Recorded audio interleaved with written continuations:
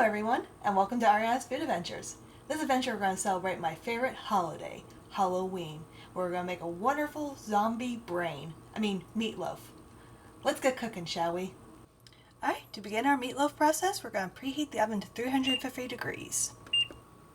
Alright, so while our oven is preheating, I got a nice large skillet here, and to that skillet I'm going to drizzle some good old, just regular olive oil. And to the skillet, I'm going to dice up one medium onion and smash up one garlic clove.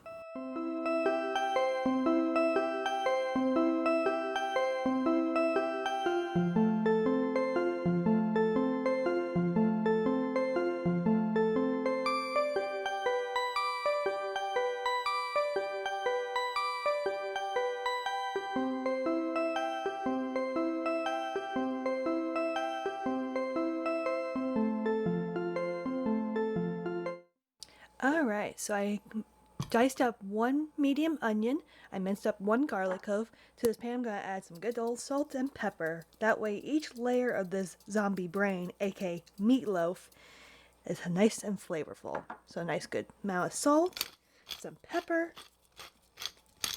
Alright, so we're going to saute this onions and garlic mixture on medium-low heat for about 5-10 minutes till the onions and garlic are nice and tender. Alright, so while our onions and garlic are sauteing, let's get going with the breadcrumb mixture. So to a little medium-sized bowl, I got 2 eggs I'm going to crack. Last egg. To make it easier to beat up the eggs, just kind of give a light poke to the yolks, just like that.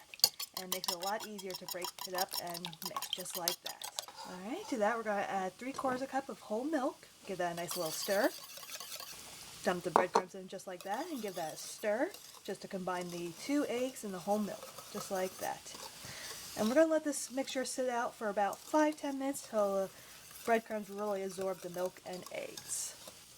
So remember our onions and garlic mixture from earlier? They've been sauteing for about 10 minutes now, and look at that beautiful caramelization. So we're going to set this aside and let this cool completely before we add to our ground beef mixture. Alright, so let's get going with our meatloaf, aka zombie brain. So in a big bowl I have about 2 pounds of ground beef, and I'm using 80 to 20 ground beef, just because I want to make sure this meatloaf is nice and moist. So to that we're going to add our wonderful breadcrumb mixture. You can see how much that breadcrumbs absorb all that milk and eggs. And then our onions and garlic that have completely cooled, so just pour that right on top. And I want to make sure this meatloaf is well flavored, so again, flavoring each and every layer. I'm measuring the amount of salt because I'm going to add 2 teaspoons worth, just because I don't want it to be too salty, and I want to be able to control the amount of salt I'm adding to my meatloaf. So there's 1 teaspoon, 2nd teaspoon, just bring it on in. Alright, teaspoon of cracked fresh black pepper. And I got some dried parsley flakes, but since I got dried, I'm just going to use dried. I'm going to do about 3 teaspoons worth. Alright, and what are the best tools to mix this meatloaf? Your hands. So what we're going to do is we're going to use our hands to combine everything. Alright, and just like that, our meatloaf is well combined with the breadcrumbs, the onions, garlic, parsley flakes, and the salt and pepper. Let's wash these hands and I'll show you the next step from here. Alright, so I got 1 large pan. I put aluminum foil, lightly grease it with some non-cooking spray, just so that way the meatloaf doesn't stick, and just to make my life a lot easier to clean up. So we're going to take our lovely meatloaf mixture, just dump it in a pan just like that. And we're going to try and make a slight oval shape when it comes to the meatloaf, just because we're going to kind of make the little zombie brain shape. Alright, and just take a back of a spoon, just kind of put a little indentation just like that for the brain. And then just kind of smooth it out, just like that.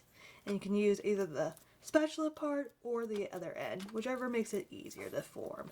Alright, I'm going to wash my hands. I'm going to pop this in the oven for about 40 minutes or so, and I'll show you the next step from there. Alright, so while the meatloaf is cooking, I'm going to get my sides going. And feel free to use whichever sides you prefer for your zombie brain, aka meatloaf. I love using mashed potatoes and frozen peas, so I'm going to cut some Yukon Gold potatoes. Now we're going to cut up our last potato, and we're going to fill this pot with some water until it covers the potatoes entirely, and then we're going to cook it until the potatoes are fork tender. Alright, so while our meatloaf is cooking, our potatoes are cooking away too. We're going to get going with our wonderful ketchup sauce for our meatloaf. half a cup of ketchup. I'm just gonna eyeball it.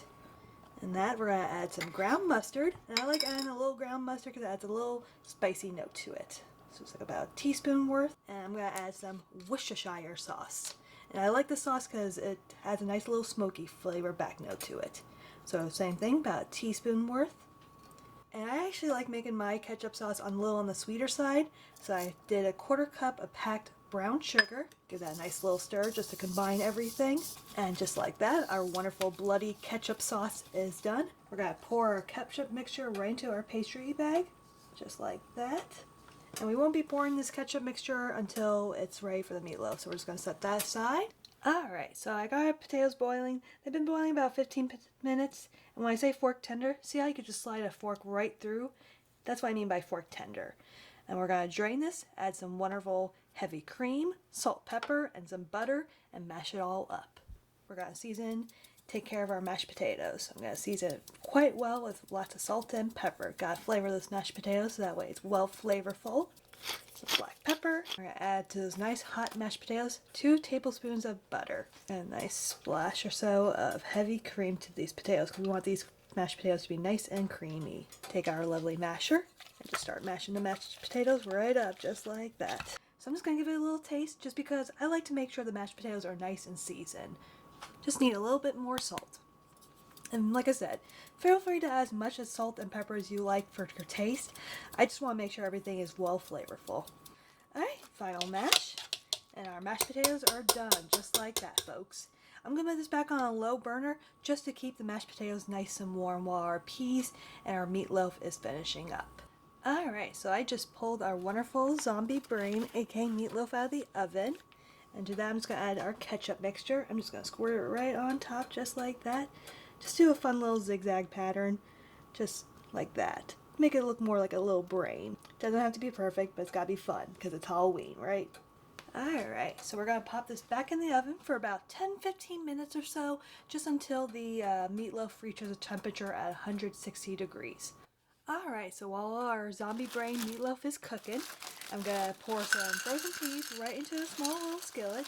And feel free to use whatever veggie you like with meatloaf. I just love using peas. I don't know, I just love this little sweetness the peas give. It complements the meatloaf and mashed potatoes so well.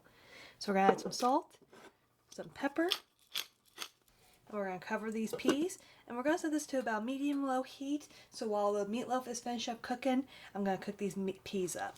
Alright, remember our peas from earlier? So I've been sauteing them, and I didn't add any butter or water to them just to steam them because they were frozen, but look how beautiful bright green they are. So these are completely done, so we're going to set these aside. Alright, so let's take a look at our meatloaf, shall we? I want to make sure it's at 160 degrees, and it is, so perfect. And there you have it, folks, my zombie brain, aka meatloaf. Super easy, super yummy, and perfect on a cold night. I will see you on my next adventure. Enjoy!